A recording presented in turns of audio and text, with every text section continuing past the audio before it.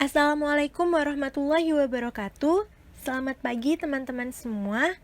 Di sini kami dari kelompok 1 akan mempresentasikan mengenai Undang-Undang Nomor 5 Tahun 2014 tentang Aparatur Sipil Negara. Undang-undang ini terdiri dari 15 bab dan 141 pasal di dalamnya. Karena isinya yang lumayan banyak, maka dari itu kami akan membagi menjadi beberapa fokus pembahasan. Yang pertama yaitu overview, kemudian ada asas, prinsip, nilai dasar, serta kode etik dan kode perilaku. Berikutnya ada fungsi, tugas, dan peran ASN. Yang keempat ada hak dan kewajiban. Kemudian ada jabatan ASN. Selanjutnya ada manajemen PNS dan PPPK. Dan yang terakhir ada organisasi. Nah, tapi sebelumnya kami akan memperkenalkan anggota kelompok kami. Yang pertama ada Anissa Yuniar, absen 1, ada Anisha Putri, absen 2, saya Aprilia Wahyu Anggraini, absen 3, Ardimas Bagus nomor absen 4, dan juga Ariela Ardaningrum nomor absen 5. Oke, sekarang kita masuk ke fokus pembahasan kita yang pertama. Nah, di sini kita akan overview sedikit dulu tentang pengertian-pengertian dan ketentuan umum yang ada di undang-undang ini. Sebagai mahasiswa PKN STAN, tentunya kita tidak asing dengan istilah ASN. Ketika berbicara mengenai ASN, berarti kita sedang membicarakan tentang suatu profesi. Sedangkan orang-orang yang bekerja dalam profesi tersebut disebut dengan pegawai aparatur sipil negara atau disingkat dengan pegawai ASN. Pegawai ASN ini diangkat oleh pejabat pembina kepegawaian dan diserahi tugas dalam suatu jabatan pemerintahan atau tugas negara lainnya dan digaji berdasarkan peraturan perundang-undangan. Ada dua jenis pegawai ASN. Yang pertama yaitu PNS atau pegawai negeri sipil. Ada juga pegawai pemerintah dengan perjanjian kerja atau selanjutnya disingkat dengan PPPK. Lalu apa sih perbedaannya? Nah, kalau PNS, dia diangkat secara tetap untuk menduduki jabatan pemerintahan. Sedangkan apabila PPPK, dia diangkat berdasarkan perjanjian kerja untuk jangka waktu tertentu dalam rangka melaksanakan tugas pemerintahan. Selanjutnya masuk ke pembahasan kedua kita mengenai asas, prinsip, nilai dasar, serta kode etik dan kode perilaku. Dalam pasal 2 Undang-Undang Nomor 5 Tahun 2014 ini disebutkan bahwa penyelenggaraan kebijakan dan manajemen ASN berdasarkan pada 13 asas, yaitu kepastian hukum, profesionalitas, proporsionalitas, keterpaduan, delegasi, netralitas, akuntabilitas, efektif dan efisien, keterbukaan, non-diskriminatif, persatuan dan kesatuan, keadilan dan kesetaraan, serta kesejahteraan. Selanjutnya, dalam pasal 3 disebutkan bahwa ASN sebagai profesi berlandaskan pada prinsip sebagai berikut, yaitu nilai dasar, kode etik dan kode perilaku, komitmen, integritas moral, dan tanggung jawab pada pelayanan publik, kompetensi yang diperlukan sesuai dengan bidang tugas, kualifikasi akademik, jaminan perlindungan hukum dalam melaksanakan tugas, dan profesionalitas jabatan. Nilai dasar sebagaimana yang dimaksud dalam pasal 3 huruf A yaitu memegang teguh ideologi Pancasila, setia dan mempertahankan UUD 1945, mengabdi kepada negara, menjalankan tugas secara profesional, membuat keputusan berdasarkan prinsip keahlian, menciptakan lingkungan kerja yang non-diskriminatif, memelihara dan menjunjung tinggi standar etika yang luhur, mempertanggungjawabkan setiap tindakan kepada publik, memiliki kemampuan dalam melaksanakan kebijakan dan program pemerintah, memberikan layanan kepada publik secara jujur dan berdaya guna, mengutamakan kepemimpinan berkualitas tinggi, menghargai komunikasi, mengutamakan pencapaian hasil, mendorong kesetaraan, dan meningkatkan efektivitas sistem pemerintahan. Kode etik dan kode perilaku. Nah, untuk menjaga martabat dan kehormatan ASN, maka diperlukan kode etik dan juga kode perilaku. Kode etik dan kode perilaku itu sendiri adalah pedoman yang berisi norma atau etika yang mengatur sikap, tingkah laku, dan perbuatan pegawai di dalam melaksanakan tugas dan pergaulan hidup sehari-hari. Nah, kode etik dan kode perilaku itu sendiri berisi peraturan perilaku agar pegawai ASN yang pertama melaksanakan tugasnya dengan jujur, bertanggung jawab, dan berintegritas tinggi. 2. Melaksanakan tugasnya dengan cermat dan disiplin. 3. Melayani dengan sikap hormat, sopan, dan tanpa tekanan. 4. Melaksanakan tugasnya sesuai dengan ketentuan peraturan perundang-undangan. Dan yang kelima, melaksanakan tugasnya sesuai dengan perintah atasan sejauh tidak bertentangan dengan peraturan etika. Selanjutnya, yang keenam, menjaga kerahasiaan yang menyangkut kebijakan negara. Selanjutnya, menggunakan kekayaan dan barang milik negara secara bertanggung jawab, efektif, dan efisien. Menjaga agar tidak terjadi konflik kepentingan dalam melaksanakan tugasnya. Memberikan informasi secara benar dan tidak menyesatkan kepada pihak lain. Tidak menyalahgunakan informasi mencari keuntungan atau manfaat bagi diri sendiri atau untuk orang lain. Memegang teguh nilai dasar ASN dan selalu menjaga reputasi dan integritas ASN. Melaksanakan ketentuan peraturan perundang-undangan mengenai disiplin pegawai ASN. Selanjutnya yang dibahas fungsi, tugas, dan peran ASN. Untuk peran pegawai ASN yaitu sebagai perencana, pelaksana, dan pengawas penyelenggara tugas umum pemerintah dan pembangunan nasional melalui pelaksanaan kebijakan dan pelayanan publik yang profesional, bebas dari intervensi politik, serta bersih dari praktik korupsi, kolusi, dan nepotisme. Sedangkan untuk fungsinya, yang pertama pelaksana kebijakan publik, 2 pelayanan publik, dan 3 perekat pemersatu bangsa. Untuk tugas, yang pertama melaksanakan kebijakan publik yang dibuat oleh pejabat pembina kepegawaian, 2 memberikan pelayanan publik yang profesional dan berkualitas, dan yang ketiga mempererat persatuan dan kesatuan NKRI.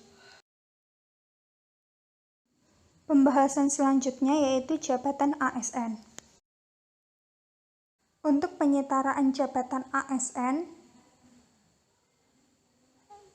di mana UU ini diberlakukan penyetaraan terhadap jabatan di mana eselon 1A Kepala LPNK setara dengan jabatan pimpinan tinggi utama, dan eselon 1A dan 1B itu setara dengan jabatan pimpinan tinggi madya, eselon 2 setara dengan jabatan pimpinan tinggi pratama, eselon 3 setara dengan jabatan administrator, eselon 4 setara dengan jabatan pengawas, eselon 5 dan fungsional umum setara dengan jabatan pelaksana.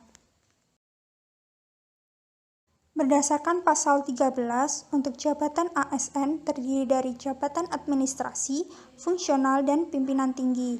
Nah, administrasi terdiri dari administrator, pengawas, dan pelaksana. Administrator ini setara dengan eselon 3, pengawas setara dengan eselon 4, dan pelaksana setara dengan eselon 5. Nah, administrator berfungsi memimpin pelaksanaan seluruh kegiatan pelayanan publik serta administrasi pemerintah dan pembangunan. Nah, pengawas berfungsi mengendalikan pelaksanaan kegiatan yang dilakukan oleh jabatan pelaksana, dan pelaksana setara dengan berfungsi untuk melaksanakan kegiatan pelayanan publik serta administrasi pemerintah dan pembangunan. Lalu jabatan fungsional terdiri dari keahlian dan keterampilan. Nah, keahlian ini terdiri dari ahli utama, ahli madya, ahli muda, dan ahli pratama. Nah, keterampilan terdiri dari penyelia, mahir, terampil, dan pemula. Untuk jabatan pimpinan tinggi, itu ada jabatan pimpinan tinggi utama, madya, pratama. Nah, utama ini setara dengan eselon 1A Kepala LPNK, madya setara dengan eselon 1A dan 1B, dan pratama setara dengan eselon 2. di mana berfungsi memimpin dan memotivasi setiap pegawai ASN. Untuk setiap jabatan pimpinan tinggi ditetapkan syarat kompetensi, kualifikasi, kepangkatan, pendidikan dan pelatihan, rekam jejak jabatan dan integritas, serta persyaratan lain yang dibutuhkan. Nah, selanjutnya kita akan membahas mengenai hak dan kewajiban pegawai ASN. Yang pertama, hak pegawai ASN. Seperti yang kita tahu, pegawai ASN dibedakan menjadi dua, yaitu PNS atau pegawai negeri sipil dan PPPK atau pegawai pemerintah dengan perjanjian kerja. Pada dasarnya, hak PNS dan PPPK sebagian besar sama. Di antaranya, hak mendapatkan gaji, tunjangan, cuti, perlindungan, dan pengembangan kompetensi. Yang membedakan adalah PNS berhak memperoleh fasilitas, jaminan pensiun, dan JHT. Yang kedua, kewajiban pegawai ASN. Pegawai ASN berkewajiban untuk A. Setia dan taat pada Pancasila, UUD 1945, NKRI, dan pemerintah yang sah. B. Menjaga persatuan dan kesatuan bangsa. C. Melaksanakan kebijakan yang dirumuskan pejabat pemerintah yang berwenang. D. Menaati ketentuan peraturan perundang-undangan. E. Melaksanakan tugas kedinasan dengan penuh pengabdian, kejujuran, kesadaran, dan tanggung jawab. F. Menunjukkan integritas dan keteladanan dalam sikap, perilaku, ucapan, dan tindakan kepada setiap orang, baik di dalam maupun di luar kedinasan. G. Menyimpan rahasia jabatan dan hanya dapat mengemukakan rahasia jabatan sesuai dengan ketentuan peraturan perundang-undangan. Dan yang terakhir, H. Bersedia ditempatkan di seluruh wilayah NKRI. Nah, ketentuan lebih lanjut mengenai hak PNS, hak PPPK, dan kewajiban pegawai ASN akan diatur lebih lanjut dalam peraturan pemerintah. Selanjutnya, kita akan membahas mengenai manajemen PNS dan PPPK. Manajemen PNS dan PPPK merupakan bagian dari manajemen ASN. Lantas, apa sih yang dimaksud dengan manajemen ASN itu? Manajemen ASN adalah pengelolaan ASN untuk menghasilkan pegawai ASN yang profesional, memiliki nilai dasar, etika profesi, bebas dari intervensi politik, bersih dari praktik korupsi, kolusi, dan nepotisme. Manajemen ASN, baik manajemen PNS maupun manajemen PPPK, diselenggarakan berdasarkan sistem merit, yaitu kebijakan dan manajemen ASN yang berdasarkan pada kualifikasi, kompetensi, dan kinerja secara adil dan wajar, tanpa membedakan latar belakang politik, ras, warna kulit, agama, asal-usul, jenis kelamin, status pernikahan, umur, ataupun kondisi kecacatan. Sebelum memasuki materi manajemen ASN, kita perlu mengenal pihak-pihak yang terlibat di dalamnya, yaitu pejabat pembina kepegawaian dan pejabat yang berwenang. Pejabat pembina kepegawaian adalah pejabat yang mempunyai kewenangan menetapkan pengangkatan, pemindahan, dan pemberhentian pegawai ASN dan pembinaan manajemen ASN di instansi pemerintah sesuai dengan peraturan perundang-undangan. Presiden selaku pemegang kekuasaan tertinggi dapat mendelegasikan kewenangan tersebut kepada pejabat pembina kepegawaian di instansi masing-masing. Di antaranya, menteri di kementerian, pimpinan lembaga di lembaga pemerintah non-kementerian, sekretaris jenderal di sekretariat lembaga negara dan lembaga non-struktural, gubernur di provinsi, dan bupati atau wali kota di kabupaten atau kota. Namun, ada kewenangan yang tidak dapat didelegasikan, yaitu kewenangan dalam menetapkan pengangkatan, pemindahan, dan pemberhentian pejabat pimpinan tinggi utama dan madya, dan pejabat fungsional keahlian utama. Kata kunci untuk membedakan pejabat pembina kepegawaian dengan pejabat yang berwenang adalah pejabat pembina kepegawaian akan menetapkan prosesnya, yang kemudian akan dilaksanakan oleh pejabat yang berwenang. Pejabat yang berwenang adalah pejabat yang mempunyai kewenangan melaksanakan proses pengangkatan, pemindahan, dan pemberhentian pegawai ASN sesuai dengan ketentuan peraturan perundang-undangan. Presiden dapat mendelegasikan kewenangan tersebut kepada pejabat yang berwenang di kementerian, sekretaris jenderal atau sekretariat lembaga negara, sekretariat lembaga non-struktural, sekretaris daerah, provinsi, dan kabupaten atau kota. Pejabat yang berwenang menjalankan fungsi manajemen ASN di instansi pemerintah berdasarkan sistem merit dan tetap berkonsultasi dengan pejabat pembina kepegawaian di instansi masing-masing. Pejabat yang berwenang dapat mengusulkan pengangkatan, pemindahan, dan pemberhentian pejabat administrasi dan pejabat fungsional kepada pejabat pembina kepegawaian di instansi masing-masing. Selanjutnya, kita akan memasuki materi manajemen ASN. Di antaranya mengenai pangkat dan jabatan. PNS diangkat dalam pangkat dan jabatan tertentu. Setiap jabatan dikelompokkan dalam klasifikasi jabatan yang menunjukkan kesamaan karakteristik, mekanisme, dan pola kerja. PNS dapat berpindah antar dan antara jabatan pimpinan tinggi, jabatan administrasi, dan jabatan fungsional di instansi pusat dan instansi daerah berdasarkan kualifikasi, kompetensi, dan penilaian kinerja. PNS dapat diangkat dalam jabatan tertentu di lingkungan TNI Polri, yang kemudian pangkat dan jabatannya akan disesuaikan dengan yang ada di lingkungan TNI dan Polri. Selanjutnya yaitu pengembangan karir. Pengembangan karir merupakan suatu tahapan kemajuan perkembangan pekerjaan atau jabatan dari yang terendah hingga tertinggi yang dapat dicapai oleh seorang PNS. Pengembangan karir ini dilakukan berdasarkan kualifikasi, kompetensi, penilaian kinerja, serta kebutuhan instansi pemerintah dengan mempertimbangkan integritas dan moralitas. Kemudian ada pengembangan kompetensi. Setiap pegawai ASN memiliki hak dan kesempatan yang sama untuk mengembangkan kompetensi. Hal ini dilakukan untuk memastikan dan memelihara kemampuan pegawai agar dapat memenuhi suatu kualifikasi tertentu yang dibutuhkan dalam suatu organisasi. Bentuk dari pengembangan kompetensi ini antara lain bisa melalui diklat, seminar, kursus, dan penataran. Setelah pegawai ASN melakukan pengembangan kompetensi, pejabat yang bersangkutan akan melakukan evaluasi. Hasil dari evaluasi ini nantinya akan menjadi salah satu dasar untuk pengangkatan jabatan dan pengembangan karir. Selanjutnya yaitu promosi PNS. Setiap PNS yang memenuhi syarat memiliki hak yang sama untuk dipromosikan ke jabatan yang lebih tinggi. Promosi PNS ini dilakukan berdasarkan perbandingan objektif antara kompetensi, kualifikasi, persyaratan yang dibutuhkan oleh jabatan, penilaian atas prestasi kerja, kepemimpinan, kerjasama, kreativitas, dan pertimbangan dari tim penilai kinerja PNS pada instansi pemerintah tanpa membedakan gender, suku, agama, ras, dan golongan. Kemudian ada mutasi PNS.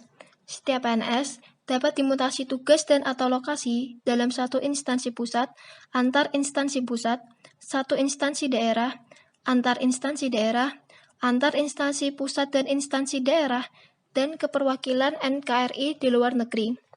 Mutasi PNS ini dilakukan minimal 2 tahun dan maksimal 5 tahun dengan memperhatikan prinsip larangan konflik kepentingan. Penyebab mutasi sendiri dapat dibedakan menjadi 2, yaitu yang pertama karena atas permintaan sendiri, dan yang kedua karena alih tugas produktif.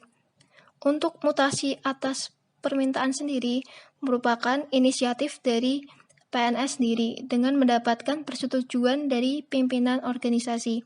Contohnya seperti mutasi karena ingin mengikuti suami atau mungkin karena ingin merawat orang tua. Nah, untuk mutasi jenis ini tidak mendapat pembiayaan dari negara sebagai dampak dari mutasinya.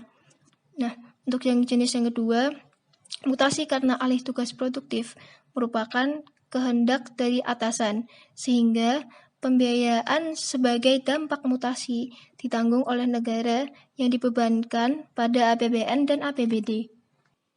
Selanjutnya ada penilaian kinerja. Bagi PNS, penilaian kinerja ini bertujuan untuk menjamin objektivitas pembinaan PNS yang didasarkan pada sistem prestasi dan sistem karir. Sementara itu, bagi PPPK bertujuan untuk menjamin objektivitas prestasi kerja yang sudah disepakati berdasarkan perjanjian kerja. Penilaian kinerja ini dilakukan berdasarkan perencanaan kinerja bagi PNS, atau perjanjian kerja bagi PPPK pada tingkat individu dan atau tingkat unit atau organisasi, dengan memperhatikan target, sasaran, hasil dan manfaat yang dicapai, serta perilaku PNS. Apabila penilaian kinerja ini tidak mencapai target, maka bagi PNS akan dikenakan sanksi administrasi sampai dengan pemberhentian sesuai dengan ketentuan perundang-undangan. Sementara itu, bagi PPPK akan diberhentikan dari PPPK. Kemudian ada penggajian dan tunjangan. Seperti yang telah dijelaskan sebelumnya mengenai hak pegawai ASN, PNS dan PPPK berhak mendapatkan gaji dan tunjangan. Gaji yang dibayarkan kepada PNS dan PPPK sesuai dengan beban kerja, tanggung jawab, dan risiko pekerjaan. Kemudian untuk tunjangan dan fasilitas yang dapat diterima PNS meliputi tunjangan kinerja dan tunjangan kemahalan. Tunjangan kinerja dibayarkan sesuai dengan pencapaian kinerja PNS. Sementara itu, tunjangan kemahalan dibayarkan sesuai dengan tingkat kemahalan berdasarkan indeks harga yang berlaku di daerah masing-masing. Selanjutnya ada penghargaan. Baik PNS maupun PPPK yang telah menunjukkan kesetiaan, pengabdian, kecakapan, kejujuran, kedisiplinan, dan prestasi kerja dalam melaksanakan tugasnya dapat diberikan penghargaan. Penghargaan yang dapat diterima PNS dan PPPK dapat berupa tanda kehormatan, kesempatan prioritas untuk pengembangan kompetensi, dan atau kesempatan menghadiri acara resmi dan atau acara kenegaraan. Untuk penghargaan berupa kenaikan pangkat istimewa hanya dapat diberikan kepada PNS saja. PNS yang diberhentikan dengan hormat karena 1. Meninggal dunia, 2. Atas permintaan sendiri, 3. Tidak cakap jasmani atau rohani sehingga tidak dapat menjalankan tugas dan kewajiban. 4. Perampingan organisasi atau kebijakan pemerintah yang mengakibatkan pensiun dini. 5. Mencapai batas usia pensiun. Dalam undang-undang ini, batas usia pensiun bagi pejabat administrasi adalah 58 tahun, bagi pimpinan tinggi 60 tahun. Pemutusan hubungan perjanjian kerja bagi PPPK dengan hormat karena 1. Jangka waktu perjanjian kerja berakhir, 2. Meninggal dunia, 3. Atas permintaan sendiri, 4. Perampingan organisasi atau kebijakan pemerintah yang mengakibatkan pengurangan PPPK, 5.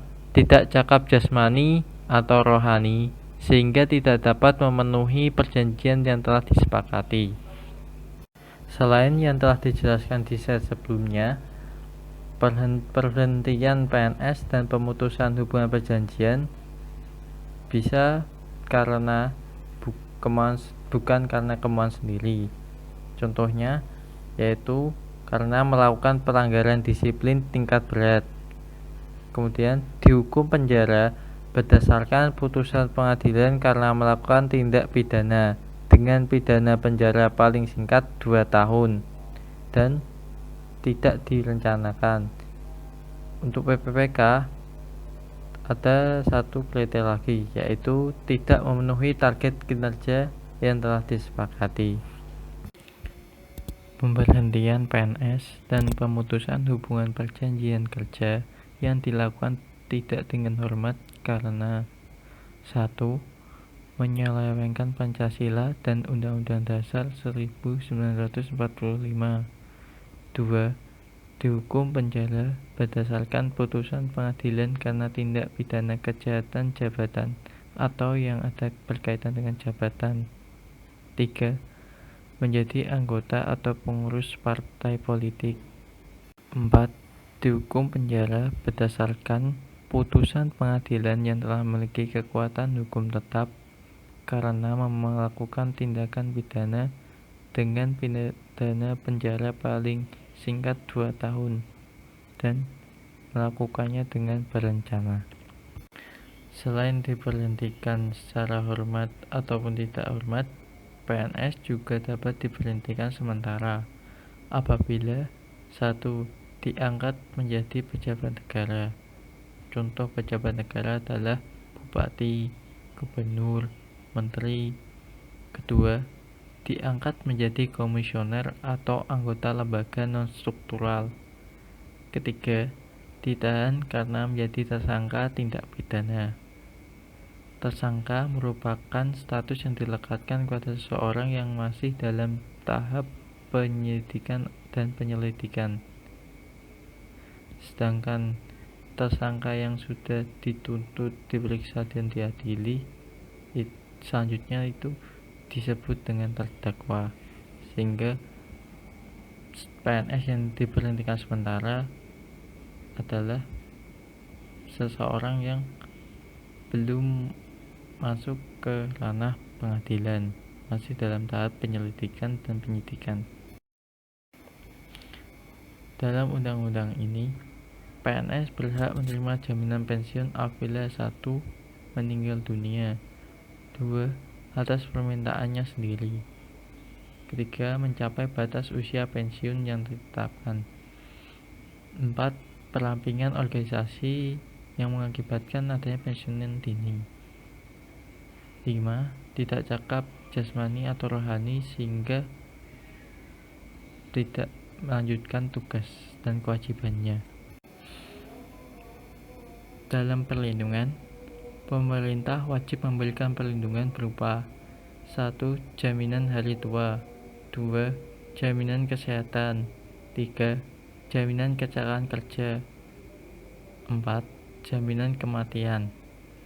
Jaminan-jaminan tersebut harus dilaksanakan sesuai sistem jaminan sosial nasional.